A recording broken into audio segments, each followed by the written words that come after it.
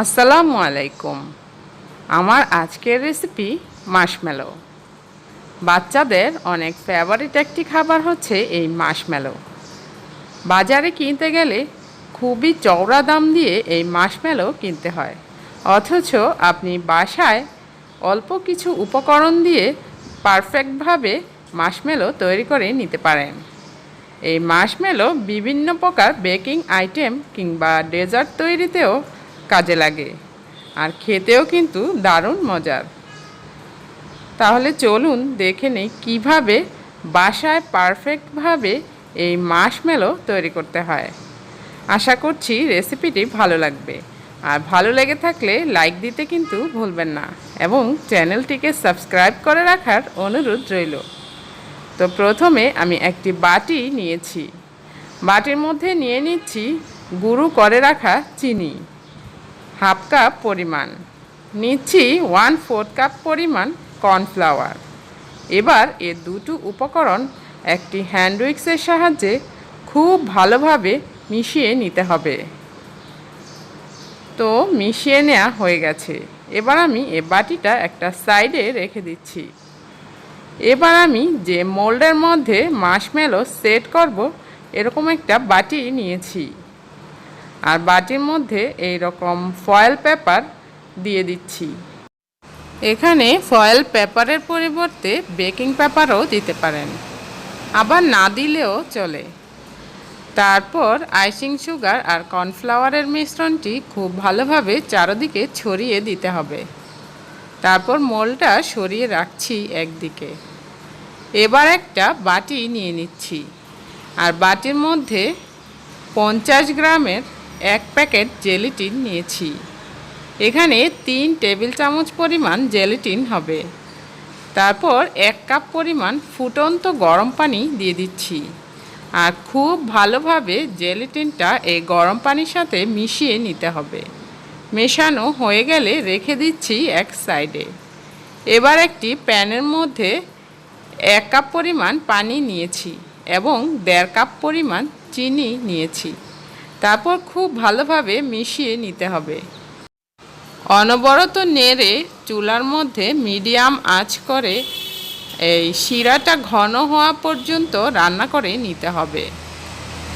তো যখন ঘন হয়ে যাবে তখন এইভাবে পানির মধ্যে একটু শিরা দিয়ে দেখতে হবে যে এই রকম বলের মতো হয়েছে কিনা, কিংবা পানি থেকে আলাদা করা যাচ্ছে কিনা। তো আলাদা করে গেলে তার মানে আপনার চিনির শিরাটা পারফেক্ট হয়েছে। এবার চুলার আঁচটা একদম লোতে করে তারপর মিশিয়ে রাখা জেলিটিনের মিশ্রণটি দিয়ে দিতে হবে, আর অনবরত নেড়ে একদম থকথকে হওয়া পর্যন্ত রান্না করে নিতে হবে। তো 2 থেকে 3 মিনিটের মতো রান্না করে নিয়ে তারপর একটা বাটির মধ্যে মিশ্রণটি ঢেলে নিচ্ছি, আর গরম থাকা অবস্থায় কিন্তু একটি বিটার দিয়ে বিট করে নিতে হবে। তো যখন এরকম সাদা হয়ে যাবে তখন 1 চা চামচ পরিমাণ ভ্যানিলা এসেন্স দিতে হবে। তারপর আবারও বিট করে নিতে হবে। যখন বিট করতে করতে এই রকম সাদাটে হয়ে যাবে এবং দেখুন উপরের দিকে ধরলে মিশ্রণটি ফিতার মতো নিচের দিকে পড়তে থাকবে, তার মানে পারফেক্ট হয়েছে। এবার আমি দুটো কালার করব, এজন্য অর্ধেকটা মিশ্রণ আগে থেকে রেডি করে রাখা মোল্ডের মধ্যে দিয়ে দিচ্ছি। তো এই সাইডটা হবে সাদা কালার, আর বাকি অর্ধেকটা মিশ্রণের মধ্যে আমি 2 থেকে 3 ফোঁটা পরিমাণ রেড ফুড কালার দিয়ে দিচ্ছি। তারপর আবারও একটু বিট করে নিচ্ছি। তো দেখুন রেড ফুড কালার দেওয়ার কারণে খুব সুন্দর একটা পিঙ্ক কালার হয়েছে। এবার উপরে জমে থাকা যে বাবলসগুলো আছে সেগুলো একটি টুথপিকের মাধ্যমে ফুটো করে দিতে হবে। তারপর মিশিয়ে রাখা পিঙ্ক কালারের মিশ্রণটি উপর দিয়ে দিতে হবে, আর একটি চামচের সাহায্যে ছড়িয়ে দিচ্ছি। ছড়ানো হয়ে গেলে একটু ট্যাপ করে নিতে হবে। ট্যাপ করার পর দেখবেন যে আবারও উপরে বাবলস জমেছে। টুথপিকের সাহায্যে ফুটো করে দিতে হবে। তারপর নর্মাল ফ্রিজে 7 থেকে 8 ঘন্টার জন্য রেখে দিচ্ছি। ফিরে আসছি 8 ঘন্টা পর। দেখুন মিশ্রণটি খুব ভালোভাবে সেট হয়ে গেছে। এবার যে জায়গাতে আপনি কাটবেন সেখানে আগে থেকে মিশিয়ে রাখা কর্নফ্লাওয়ার এবং আইসিং সুগারের মিশ্রণটি দিয়ে দিতে হবে। তারপর একটু সাবধানে ফয়েল পেপারটা ছাড়িয়ে নিতে হবে। তো একটু ছাড়াতে ধৈর্যের প্রয়োজন, অল্প অল্প করে ছাড়িয়ে নিতে হবে। যখন ছাড়ানো হয়ে যাবে তখন মাশমেলোটার চারপাশে এইভাবে কর্নফ্লাওয়ারের মিশ্রণটি লাগিয়ে নিতে হবে এবং ছুরির মধ্যেও কিন্তু কর্নফ্লাওয়ারের মিশ্রণ লাগিয়ে নিতে হবে।